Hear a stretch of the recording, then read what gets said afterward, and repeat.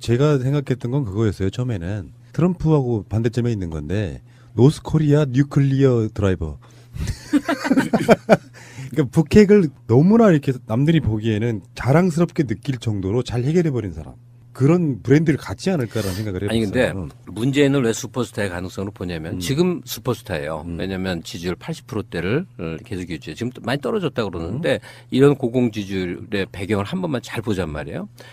뭐냐면 잘난 정치 지도자를 우리가 많이 봤어요. 이인재 같은 사람. 이인재는 지금 코미디언으로 보지만 한창 때는 아주 똑똑하고 연설 잘했어요. 그러니까 자기가 독주해서 뭐 미안한 얘기지만 노무현 대통령도 그랬어요. 자기가 툭 튀어나왔어요. 이런 사람들은 이쪽에서 맞고 저쪽에서 맞고 막 하면서 굉장히 뭐가 일이 잘 안 풀려. 근데 문제는 뭐냐면 항상 열세야. 뭐 안철수가 악각되면 굉장히 막 괴로워하고 힘들어하고 뭐 하고 뭐 하는데 하여튼 그 과정을 우리가 너무 잘 알잖아요. 처음 정치한다고 나와서 지금까지 그러니까 몇 년이죠? 저번 대선 때 나왔으니까 5년. 5, 6년 세월 우리가 문재인을 봤잖아요. 그러면 당대표 된다고 그럴 때도 되기도 어렵고 당대표가 되고 나니까 또 그렇게 삿대질이나 하고 뭐 이상한 사람들이 최고위원이라고 앉아갖고 이탈하고 그렇게 안 되죠. 뒤집어 봅시다. 근데 민주당이 더러운 놈들은 다 나가서 제일 클린한 정당이 되더니 지지율 제일 높아.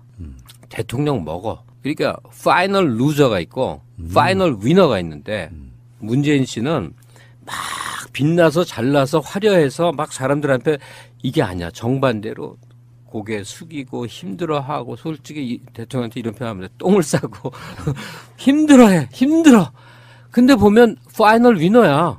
사람을 다 자기 앞으로 끌어와요. 야권에 쟁쟁한 사람들이 다 자기 앞에 오더란 말이에요. 그리고 최종적으로 이겨. 최종적으로 이겼잖아요. 그러니까 이거를 그대로 국제사회도 대입할 수 있지 않을까 싶은데 트럼프하고 가서 악각되고 뭐 마크롱처럼 악수 대결하고 이런 거 어리석은 일이에요. 예. 그리고 좀 약간 모질라 보여도 된다니까. 왜냐면 트럼프는 지잘난 맛으로 한 세상에서 제일 무서운 사람, 혼자 성공한 사람 뭐라 그래? 그 자수성가. 자수성가도 진짜 무섭거든요. 자기 확신이 너무 강하고 자기가 잘나지 않으면 안 돼. 그거 다 맞춰줘. 우리나라 한국 대통령이 가서 자존심도 없이 왜 저래 비리비리할까? 근데 지금 당장 뭐 미사일 제한 그 중량적 제한 풀고 뭐 이제 시작되잖아요.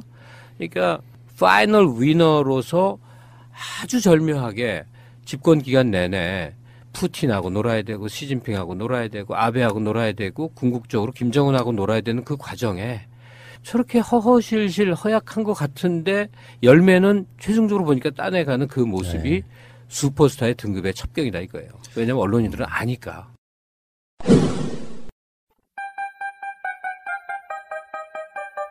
직장에 다니다 회사가 망해서 급여를 못 받으신 분, 법적으로 구제받을 방법이 있습니다. 바로 최단금입니다. 노동법은 그리 허술하지 않습니다. 못 받는 것이 당연한 것이 아니라 받는 것이 당연한 것입니다. 가난한 노동자들을 위한 곽승훈 노무사 010-9922-7766 처음 뵙습니다. 예, 저도 처음 뵙습니다. 힐링 베개가 뭔 줄 알아? 꿈나라 베개. 베개라고는 불려지지만 지금까지의 베개와는 차원이 아주 다른 치유의 역할을 하고 있습니다. 토르말린, 황토, 베르마늄목, 소나무 성분이 들어있다고 하네요. 꿈나라 베개. 충전재까지 통째로 세탁이 가능합니다. 공기 비타민, 음이온으로 숙면에 도움을 줍니다. 꿈나라 베개는 근화 신소재 제품을 온라인상에 독점 공급하는 업체입니다. 건강을 위한 선물이 최고죠. 잠이 보약이니 숙면을 선물하세요. 목과 허리를 편안하게 해주는 꿈나라 베개. 와, 셀카봉 고급스럽다. 엑서리스 셀카봉 몰라? 유희열이 꽃보다 청춘에서 사용해서 화제가 된 그 셀카봉 말이야. 셀카봉이 다 같이 뭐가 달라? 뭐야, 이거 비주얼부터 다르잖아. 싸구려 셀카봉이 아니네? 어디 싸구려랑 비교하지 마. 예술의 나라 프랑스가 만든 최고급 셀카봉이야. 난 스마트폰 말고 디카도 되는 셀카봉 있었으면 좋겠어. 엑서리스는 3kg DSLR까지 가능하단 말이야. 오. 그리고 어떤 크기의 핸드폰도 셀카 촬영이 가능하다고. 근데 이거 어디서 사는 거냐? 액션스튜디오.co.kr 또는 포털에서 엑서리스를 검색해봐. 홈페이지에서만 특가 판매 중이야. 이거 방송 준비 안 하지? 그런데 엑스레스가 뭐냐? 셀카 마니아라면 누구나 갖고 싶은 셀카봉. 럭셔리하네요.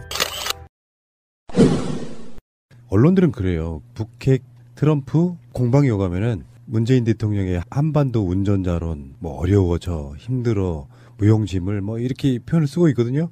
근데 사실 알고 보면 그 과정들이라는 게 운전하고 있는 중인 거예요. 알고 보면 단순히 좋은 길을 가고 있지 않은 것뿐이야. 전 그렇게 보고 있고요. 저번 유엔 갔다 왔을 때 제가 느낀 건 뭐냐면은 유엔 연설을 하는데 트럼프를 사실상 저격한 내용이 하나 있어요. 그게 뭐냐면 롤럴드 레이건을 언급하는 겁니다. 트럼프한테 레이건은 정말 사부 같은 사람이에요. 강한 미국을 주장한 그 아젠다를 그대로 갖고 와서 대선에서 이긴 거거든요. 근데 레이건이 갖고 있던 그 모든 것들은 유엔 연설에서 했던 이야기가 주로 그런 것들입니다. 대화, 평화. 힘은 결론적으로 평화를 만드는 데 쓰는 거지 전쟁 일으킨 게 쓰는 게 아니다는 그 논리를 갖고 있는 거예요. 그러면서도 직접 트럼프를 만났을 때는 하나 웃기는 장면이 하나 나오는데 개탄스럽다. 이게 굉장히 코미디적으로 뭐 영어식으로 표현하면은 또 다른 느낌이겠지만 북핵에 대해서 개탄스럽다고 이야기를 했어요. 근데 트럼프가 막 그걸 재밌게 받아서 웃었어요. 이유가 뭐냐면 그게 대선의 원동력이었던 단어예요. 막말하는 사람은 그런가 보다 하고 내버려 두잖아요. 근데 힐러리 클린턴이 그런 말을 안 하는 사람인데 한마디로 말하면 우리나라 말 하면 막말을 한 거예요. 트럼프가 개탄스럽다. 번역이 약간 좀 느낌 다른데 그것 때문에 힐러리의 지지율이 막 떨어져요. 그래서 결국은 당선된 영어가 개탄스럽다예요. 근데 김정은을 욕할 때 문재인 대통령이 개탄스럽다고 욕을 하니까 갑자기 트럼프가 머릿속에 대선 때 승기를 잡았던 그 단어가 똑같이 매치가 된 상태인 거예요. 그러면서 나름대로는 이게 정말로 이렇게 의도하고 이야기한 건지 아니면 이게 한쪽에서는 채찍을 들고요. 한쪽에서는 당근을 이렇게 주면서 생각보다 굉장히 노련한 뭔가가 있더라. 네. 네. 그러니까 적어도 이 새날을 함께하는 마음의 연대를 느끼는 분들만에게라도 간곡히 호소하고 싶은 거는 트럼프 같은 사람하고 협상해서 막 고개 빳빳이 세우고 말싸움에서 이겨봐야 아무 소용없는 겁니다. 그러니까 트럼프한테도 숙이고 시진핑한테도 왠지 지고 들어가는 것 같고 그리고 뭐 나머지 주요 정상들하고도 다 그런 관계 맺기를 현재는 해야만 된다고 저는 믿어요. 그리고 그래서 이해 대립을 문대트, 문대시, 문대푸가 아니라 그들끼리 하게끔 하면 우리 손을 필요로 할 때 상황을 만들어야지. 옛날 김일성이 그거 한 거거든. 그러니까 이 지금 운전자론 비슷한 게 옛날 60년대 냉전 때 지금 중국과 그 미국이 나쁜 것보다 100배는 나쁜 게 소련하고 중국이었어요. 중공이었지 그때는. 그 두 나라는 거의 전쟁 일보 직전까지 수정주의다 또 개량주의다 뭐 교조주의다 갖고 만날 싸웠던 거 아니에요. 근데 정말 김일성을 그때는 우리는 박쥐라고 배웠는데 박쥐가 너무 지혜로운 거였던 거야. 그러니까 둘은 싸우는데 북한은 뒤로 빠져 있는 대신 중국이 뭐 막 외칠 때 북한들은 야, 너 우리 표 좀 들어줄래? 소련이 또 뭐 막 외치고 싶을 때 또 똑같이 북한한테 이러고 그래서 등거리 외교라고 그래서 양쪽에서 취할 수 있는 이득을 다 얻었거든요. 근데 지금 남한 정부의 입장을 막 주장하고 내세워갖고 중국 정부하고도 불편해지고 미국하고도 투닥투닥하면 이건 정말 오리알이죠. 그러니까 우리가 코리아 패싱이라서 존재감 없다고 그러잖아요. 그건 지금 굉장히 잘하고 있는 거고 어쩔 수 없이 불가항력적인 미중, 미러 뭐 이런 그 강국들 간의 갈등 관계에서 우리가 아주 지혜로운 처신을 하는 수밖에 없어요. 근데 지금은 왜 뭘 내세우냐고 우리가 뭘 갖고 있다고 아무것도 없는데. 그러니까 문 대통령 이런 생각을 갖고 있는지 아닌지 저는 솔직히 모르겠는데 잘 하고 있다고 생각해요. 지금 평소의 모습대로 지금 하고 있잖아요. 그러니까 어디 가서 막 휘날리고 아니면 트럼프의 길을 꺾고 왔노라 이러면 이건 난 불행해지는 첩경이라고 생각해요. 의미 없음. 실리를 추구하면 되는 것이고. 그럼. 밖에서는 트럼프하고 이제 알고 보면 그것도 에너지 많이 썼는 일이라고 생각이 들어요. 실질하는 거겠지만. 네. 근데 실제로 다시 한국으로 돌아오면 앞에 저는 홍준표는 별거 없다고 보는데요. 안철수.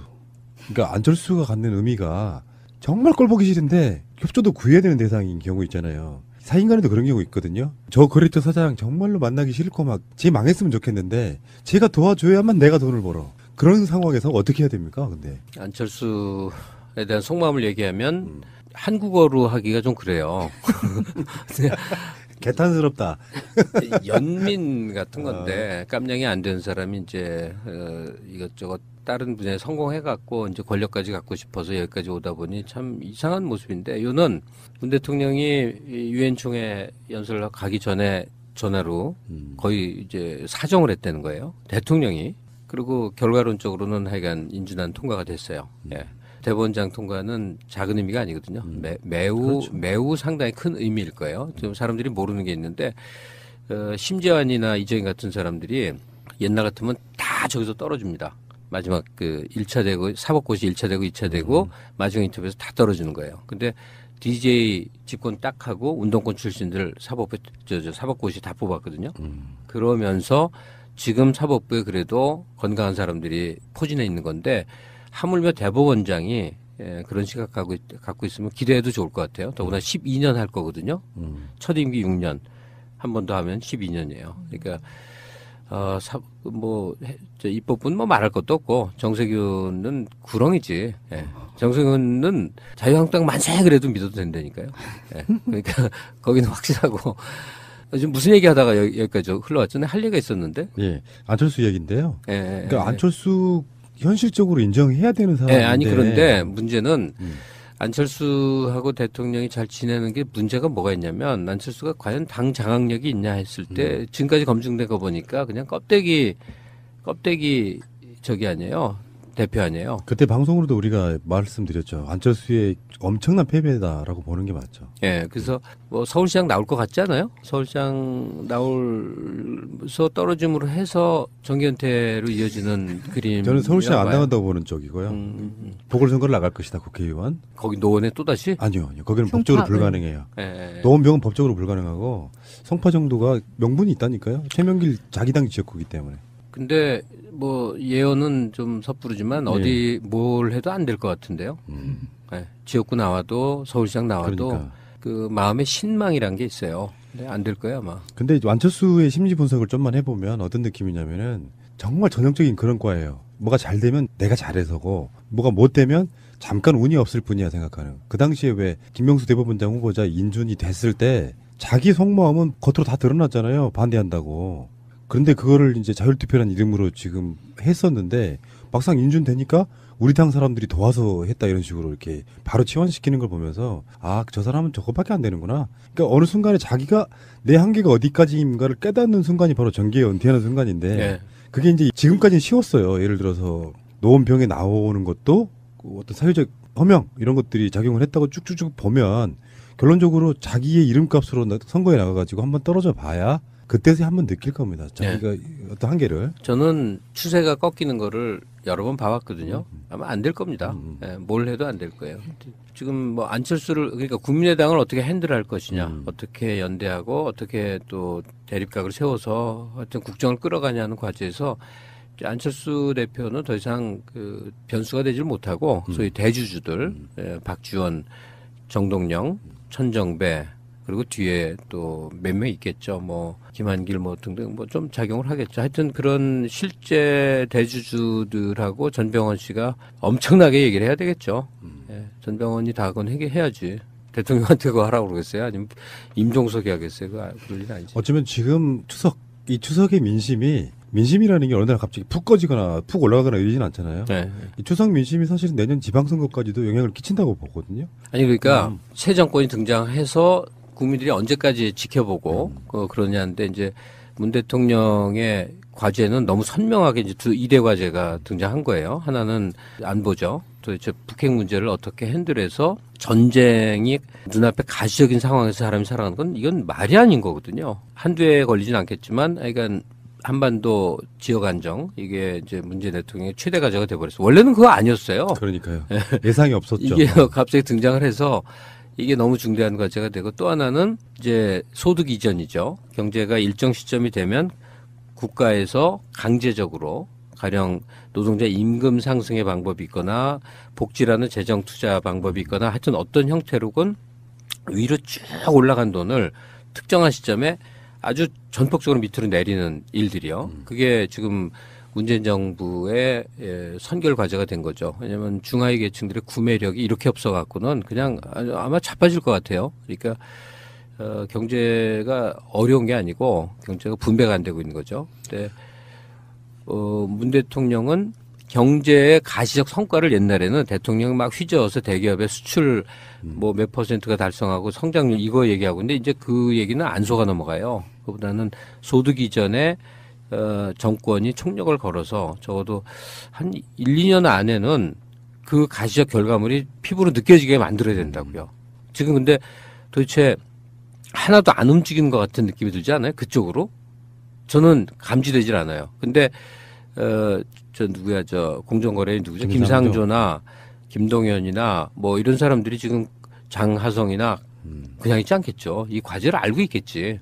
그러면서 이제 플래닝을 할 거라고 생각이 들지. 그건 하자마자 할 수 있는 문제가 아니라고 생각해서 그런 것 같은데, 이거는 문 대통령이 양대 과제를 소득 이전하고 그다음에 남북 평화라는 양대 과제를 상당한 정도로 임기 2년차 이내까지 결과물을 보이면 그 다음에는 그냥 민주당 주류 사회로 장기간 간다고 볼 수 있을 것 같아요. 그러니까 문 대통령으로서는 지금 허리띠 바짝 메고 고민 더 많이 해서 해야 되는데 1차 결과물은 내년 6월 지방선거 때 한 번 나오죠. 근데 그때까지는 저는 상당히 상황이 좋다고 보는데요. 그러니까. 예. 그러니까 뭐 여러 가지 이슈 논란 끝에 지지율이 빠지고 있긴 한데요. 예전 같으면은 그 지지율이 출렁해서 한 10몇 프로 빠지고 그러거든요. 그럼요. 촛불의 어떤 반대쪽에 계시는 분들이 뭐랄까 조금씩 뭐랄까 자기들의 회귀 본능 같은 걸로 돌아가는 그런 느낌이지 이쪽 분들의 지지가 빠지고 있다는 느낌은 없거든요. 아니 그러니까 문재인 대통령이 높은 게 사실은 아니에요. 문재인의 상대 쪽 쪽에 사람이 없으니까 마음을 주질 못해서 에라 모르겠다 이제 그 따라가는 심리 있잖아요. 밴드웨건이라고 그러나 그렇게 돼버린 건데 아무리 연구해서 그 명단을 들여다봐도 거기 리더급 보여요? 자한당 또 바른당에 없죠. 없어요. 이은재 씨 정도면 어떨까? 아니면 전희경 씨 같은 안녕하세요. 슈퍼스타를 딱 어울리잖아요. 이미지상. 네. 아이고 제가 봐도 그쪽 사람들은 지금 현재 비전이 없어 보여서 그 비전이 없는 게 가장 더 침울할 수도 있거든요. 어떻게 생각해 보면은 문재인 대통령과 직접 관련이 있는데 문재인 대통령이 본인의 페미니즘적 성향, 여성 우대 여기에 대해서 농담으로 이런 말을 했어요. 뭐 참여정부 때 우리가 엄청난 일을 했다. 뭐 그러면서 최초의 여성 총리, 최초의 무슨 법무부 장관 이야기하다가 나중에 뭐라 그러냐면은 심지어 나는 내가 대통령 선거에 나가서 내가 떨어져가지고 최초 여성 대통령을 만들었다 이야기해요. 문재인 대통령이 그런 재밌는 분이신데 문재인 대통령이 지금 현재 어떻게 하느냐가 어떻게 보면 역사에 불필요한 건 없는 것 같아요. 한국의 주인들 있죠, 주인. 저 같은 사람은 우린 다 머슴이고, 이제 현실적으로 주인이 있어요. 뭐, 재벌 오너들 주인이고, 언론사 쪽에 뭐, 학계, 하여튼 다 있어요. 그 주인들이 모이면 동창 관계나 혈연 관계나 뭐, 모임 관계로 다 엮여 있어요. 다 엮여. 그냥 싹을 엮입니다. 그 사람들은 다 집안이야. 전혀 다른 기업과 무슨 대학과 무슨 국회와 무슨 사법부의 다 집안이야. 근데 이제 이 사람들이 적어도 1, 2년 전만 하더라도 민주당은 필요악처럼 생각을 하는 거예요. 야당이 필요하니까. 대신 우리 당은 당연히 새누리당이야. 당연히 새누리당이야. 그래서 그쪽 사람들하고 골프 치고 해외여행 가고 그 사람들하고 혼사 맺고 친구도 거기 있고 다 그거예요. 근데 그 연애 고리가 서서히 이탈해서 지금 보니까 특히 이제 기업 갖고 있는 사람들도 평상시 관계 맺기, 평상시 뭐 술도 먹으러 가고 해외 여행할 때 같이도 가고 하는 그 관계가 아직 매우 많지는 않지만 민주당 쪽 사람들로 옮겨가고 있는 것 같아요. 예. 그리고 문 대통령도 바로 그런 환경, 한국의 주류 사회와 접목이 안 될 수가 없어요. 접목되면 막 손가락질하고 이제 진보 지식인들이 엄청 비판을 할 텐데 적어도 한국 사회를 한 단계 올려놓는 정도만 하면 혁명이 아니라 한 단계만 올려놓고 다음을 본다고 하면 문 대통령의 그런 보수 행보는 거의 뭐 불가항력적이라고 보는데 예.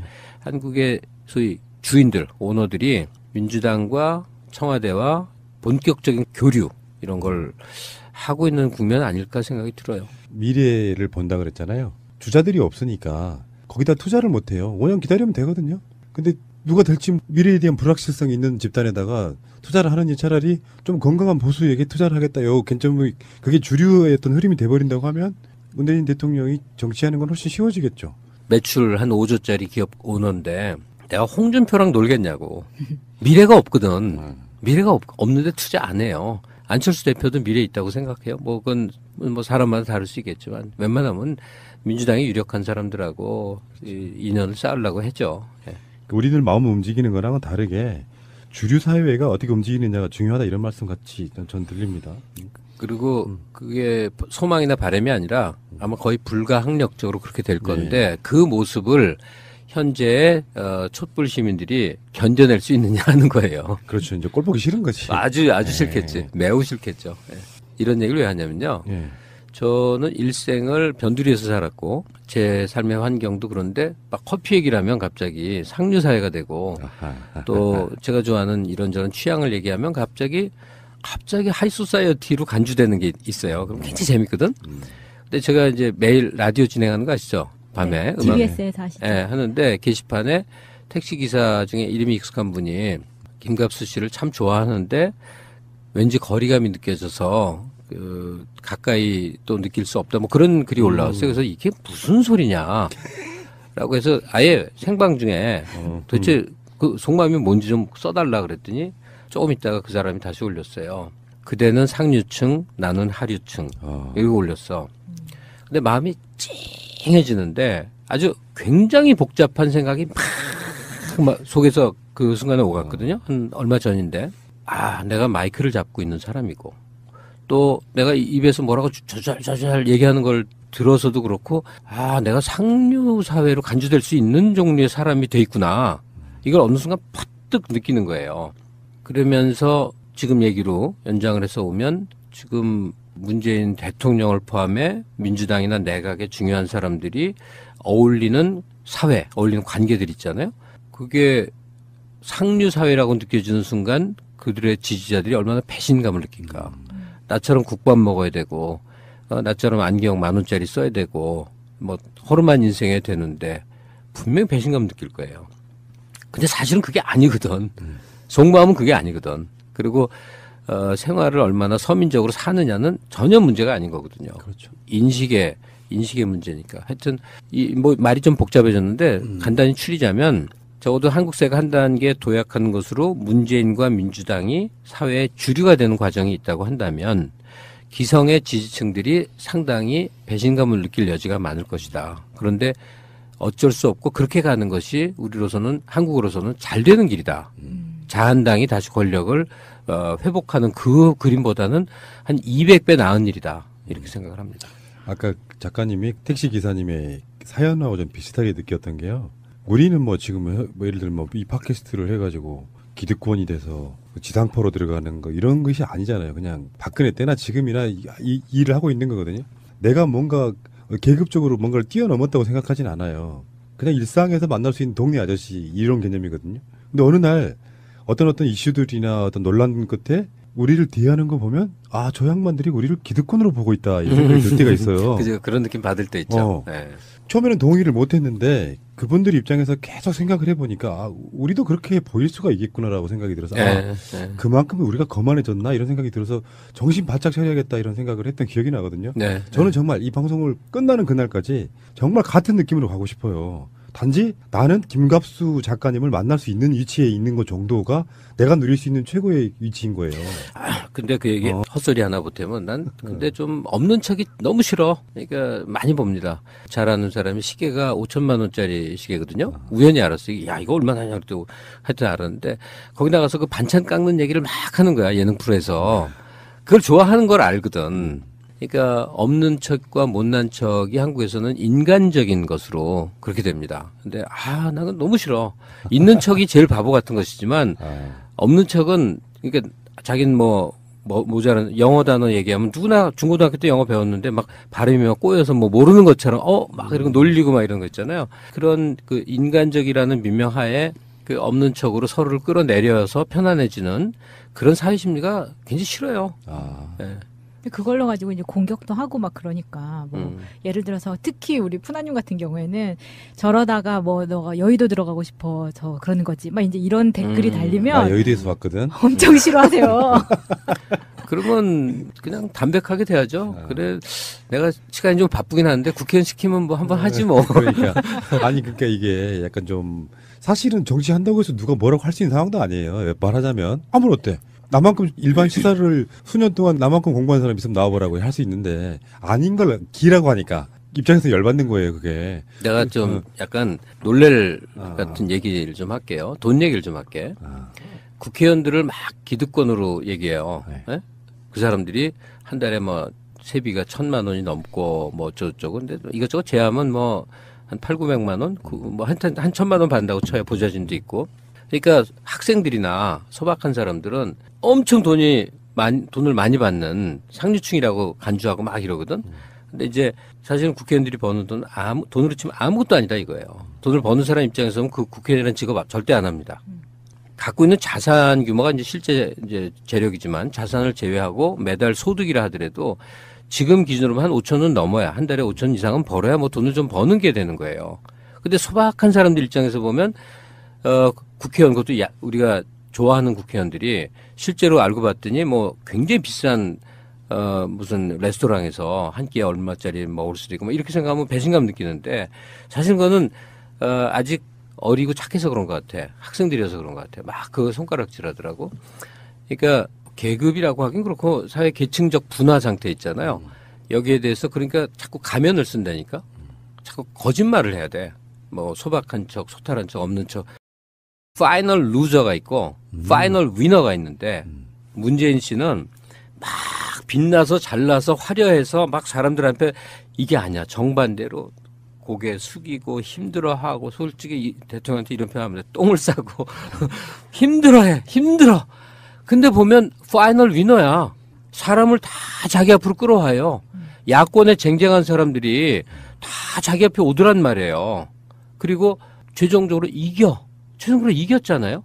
그러니까 이거를 그대로 국제사회도 대입할 수 있지 않을까 싶은데 트럼프하고 가서 악각대고 뭐 마크롱처럼 악수 대결하고 이런 거 어리석은 일이에요. 예. 그리고 좀 약간 모질라 보여도 된다니까. 왜냐면 트럼프는 지잘난 맛으로 세상에서 제일 무서운 사람, 혼자 성공한 사람 뭐라 그래? 그 자수성가도 진짜 무섭거든요. 자기 확신이 너무 강하고 자기가 잘나지 않으면 안 돼. 그거 다 맞춰줘. 우리나라 한국 대통령이 가서 자존심도 없이 왜 저래 비리비리할까? 근데 지금 당장 뭐 미사일 제한 중량적 제한 풀고 뭐 이제 시작되잖아요. 그러니까 파이널 위너로서 아주 절묘하게 집권 기간 내내 푸틴하고 놀아야 되고 시진핑하고 놀아야 되고 아베하고 놀아야 되고 궁극적으로 김정은하고 놀아야 되는 그 과정에 저렇게 허허실실 허약한 것 같은데 열매는 최종적으로 보니까 따내가는 그 모습이 슈퍼스타의 등급의 첩경이다 이거예요. 왜냐하면 언론인들은 아니까.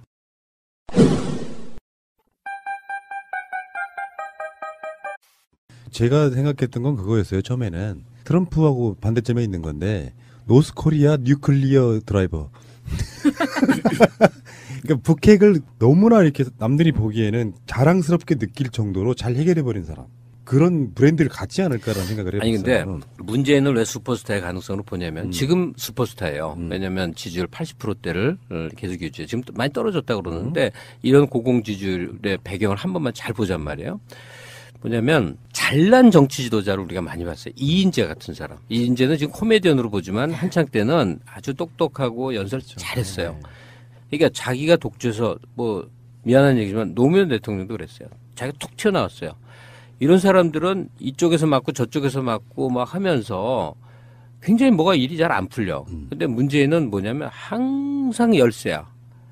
뭐 안철수가 악각되면 굉장히 막 괴로워하고 힘들어하고 뭐 하는데 하여튼 그 과정을 우리가 너무 잘 알잖아요. 처음 정치한다고 나와서 지금까지 그러니까 몇 년이죠? 저번 대선 때 나왔으니까 5년. 5, 6년 세월 우리가 문재인을 봤잖아요. 그러면 당대표 된다고 그럴 때도 되기도 어렵고 당대표가 되고 나니까 또 그렇게 삿대질이나 하고 뭐 이상한 사람들이 최고위원이라고 앉아갖고 이탈하고 그렇게 안 되죠. 뒤집어 봅시다. 근데 민주당이 더러운 놈들은 다 나가서 제일 클린한 정당이 되더니 지지율 제일 높아. 대통령 먹어. 그러니까 직장에 다니다 회사가 망해서 급여를 못 받으신 분, 법적으로 구제받을 방법이 있습니다. 바로 최단금입니다. 노동법은 그리 허술하지 않습니다. 못 받는 것이 당연한 것이 아니라 받는 것이 당연한 것입니다. 가난한 노동자들을 위한 곽승훈 노무사 010-9922-7766 처음 뵙습니다. 예, 저도 처음 뵙습니다. 힐링 베개가 뭔 줄 알아? 꿈나라 베개. 베개라고는 불려지지만 지금까지의 베개와는 차원이 아주 다른 치유의 역할을 하고 있습니다. 토르말린, 황토, 게르마늄, 소나무 성분이 들어있다고 하네요. 꿈나라 베개. 충전재까지 통째로 세탁이 가능합니다. 공기 비타민, 음이온으로 숙면에 도움을 줍니다. 꿈나라 베개는 근화 신소재 제품을 온라인상에 독점 공급하는 업체입니다. 건강을 위한 선물이 최고죠. 잠이 보약이니 숙면을 선물하세요. 목과 허리를 편안하게 해주는 꿈나라 베개. 와, 셀카봉 고급스럽다. 엑서리스 셀카봉 몰라? 유희열이 꽃보다 청춘에서 사용해서 화제가 된 그 셀카봉 말이야. 셀카봉이 다 같이 뭐가 달라? 뭐야? 이거 비주얼부터 다르잖아. 싸구려 셀카봉이 아니네? 어디 싸구려랑 비교하지 마. 예술의 나라 프랑스가 만든 최고급 셀카봉이야. 난 스마트폰 말고 디카도 되는 셀카봉 있었으면 좋겠어. 엑서리스는 3kg DSLR까지 가능하단 말이야. 오. 그리고 어떤 크기의 핸드폰도 셀카 촬영이 가능하다고. 근데 이거 어디서 사는 거냐? actionstudio.co.kr. 번역이 약간 좀 느낌 다른데 그것 때문에 힐러리의 지지율이 막 떨어져요. 그래서 결국은 당선된 연구가 개탄스럽다요. 근데 김정은을 욕할 때 문재인 대통령이 개탄스럽다고 욕을 하니까 갑자기 트럼프가 머릿속에 대선 때 승기를 잡았던 그 단어가 똑같이 매치가 된 상태인 거예요. 그러면서 나름대로는 이게 정말로 이렇게 의도하고 이야기한 건지 아니면 이게 한쪽에서는 채찍을 들고요. 한쪽에서는 당근을 이렇게 주면서 생각보다 굉장히 노련한 뭔가가 있더라. 네. 네. 그러니까 적어도 이 새날을 함께하는 마음의 연대를 느끼는 분들만에게라도 간곡히 호소하고 싶은 거는 트럼프 같은 사람하고 협상해서 막 고개 빳빳이 세우고 말싸움에서 이겨봐야 아무 소용없는 겁니다. 그러니까 트럼프한테도 숙이고 시진핑한테도 왠지 지고 들어가는 것 같고 그리고 뭐 나머지 주요 정상들하고도 다 그런 관계 맺기를 현재는 해야만 된다고 저는 믿어요.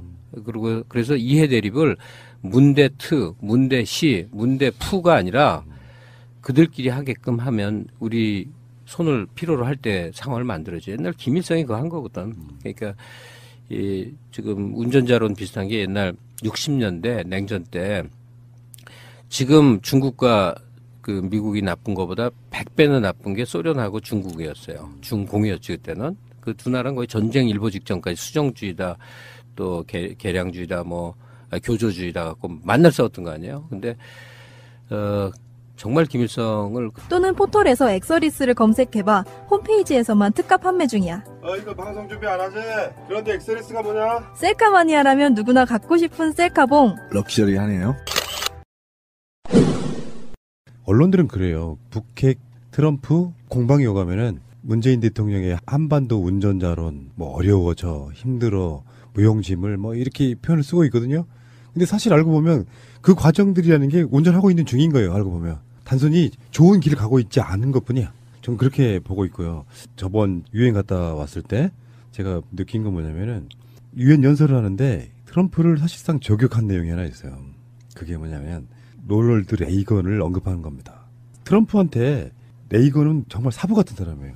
강한 미국을 주창한 그 아젠다를 그대로 갖고 와서 대선에서 이긴 거거든요. 근데 레이건이 갖고 있던 그 모든 것들은 유엔 연설에서 했던 이야기가 주로 그런 것들입니다. 대화, 평화. 힘은 결론적으로 평화를 만드는 데 쓰는 거지 전쟁 일으킨 게 쓰는 게 아니다는 그 논리를 갖고 있는 거예요. 그러면서도 직접 트럼프를 만났을 때는 하나 웃기는 장면이 하나 나오는데 개탄스럽다. 이게 굉장히 코미디적으로 뭐 영어식으로 표현하면은 또 다른 느낌이겠지만 북핵에 대해서 개탄스럽다고 이야기를 했어요. 근데 트럼프가 막 그걸 재밌게 받아서 웃었어요. 이유가 뭐냐면 그게 대선의 원동력이었던 단어예요. 막말하는 사람은 그런가 보다 하고 내버려 두잖아요. 근데 힐러리 클린턴이 그런 말을 안 하는 사람인데 한마디로 말하면 우리나라 말 하면 막말을 한 거예요. 트럼프가 개탄스럽다.